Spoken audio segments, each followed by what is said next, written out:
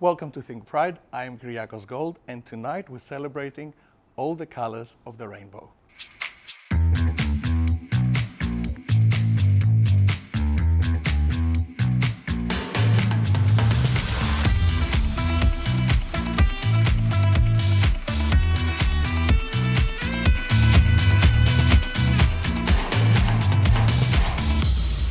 Maria, how can we build safer places?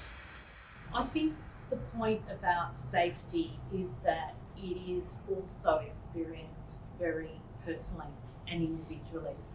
And so I think more conversations about what does a safe environment look like for you is needed. There's no doubt about that.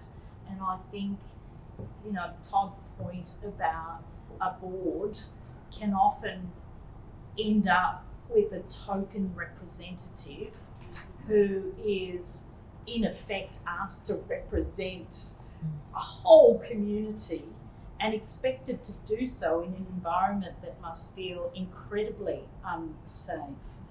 As the chair of an organisation called Safe and Equal, which is the peak body for specialist family violence services in Victoria, we grapple with this idea of what is safety? What does a society that gives primacy to safety look like? And ultimately, for us, it's a society that truly understands how power manifests itself in quite insidious ways. And it requires us, I think, to really appreciate the deep levels at which prejudice, discrimination, and hate exist, because often it's those insidious, unconscious manifestations of hate that I think create environments of feeling unsafe.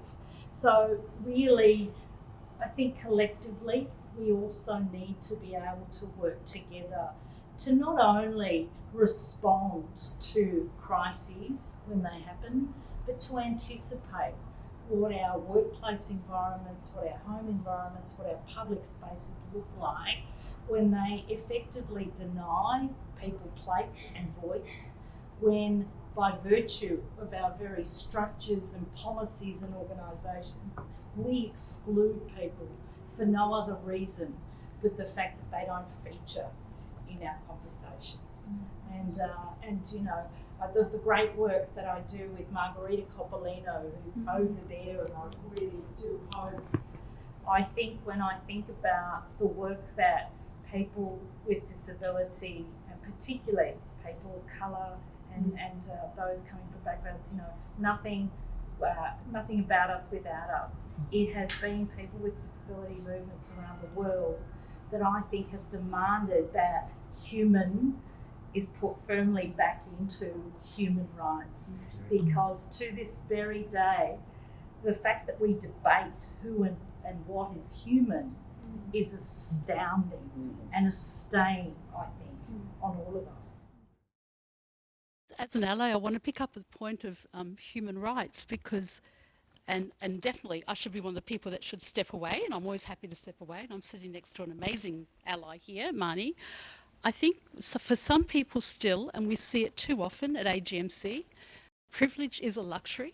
To be out is a luxury. And I'm thinking of the work by Sekna Hamoud, where who do we invite into our cultures? We are still working with some young Muslim trans people who are being taken out of this country to go home, to be converted. We have people who may not be in our present, who are going through incredible situations in their houses, I won't say homes, and we don't hear about them, we don't know them. But this is where, if we're going to do human rights, who's coming into our rooms, but where should we also be? Where do we go? How do we make our services so accessible and safe?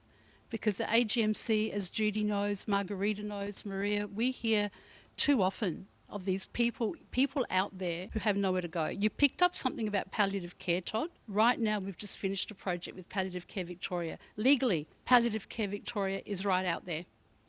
But the stories we heard of who's not allowed to have a voice, who is denied the right to care for a loved one, this is happening in our communities.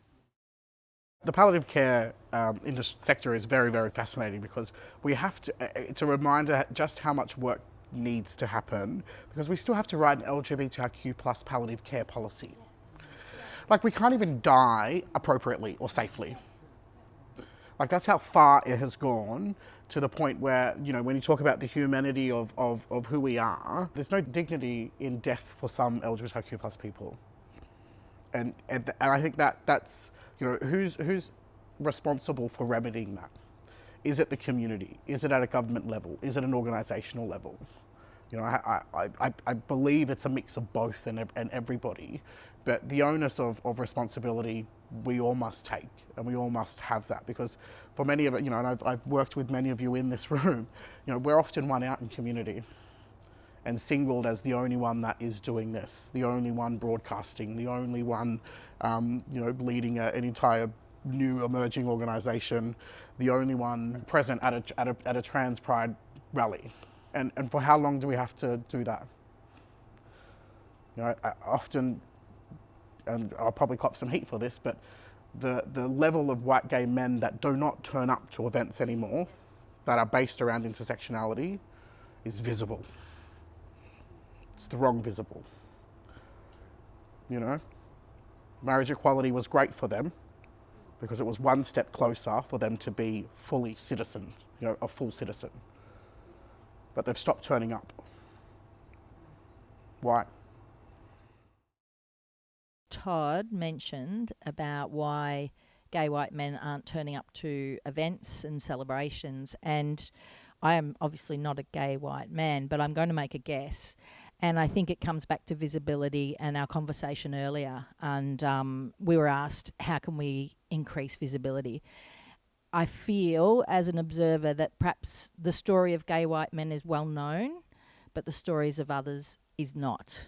And they might not be coming along because they feel they don't need to tell the story anymore, whereas all of us do. And I think visibility is about sharing your story. And obviously Joy Media is a platform, but there are other platforms. And I know it's not safe for everybody to want to share their story.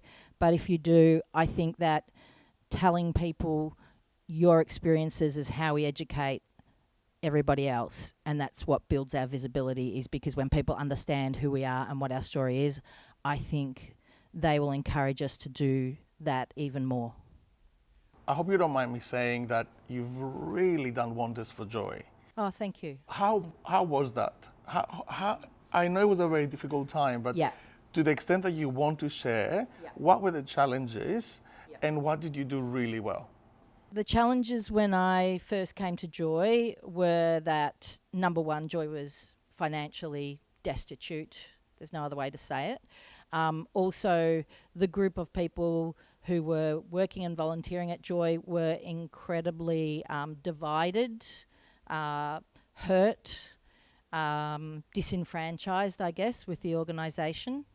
And so the challenges for me coming into a leadership role were to try and do two critical things at once: look after the people and figure out how to look after the organisation so that it would continue.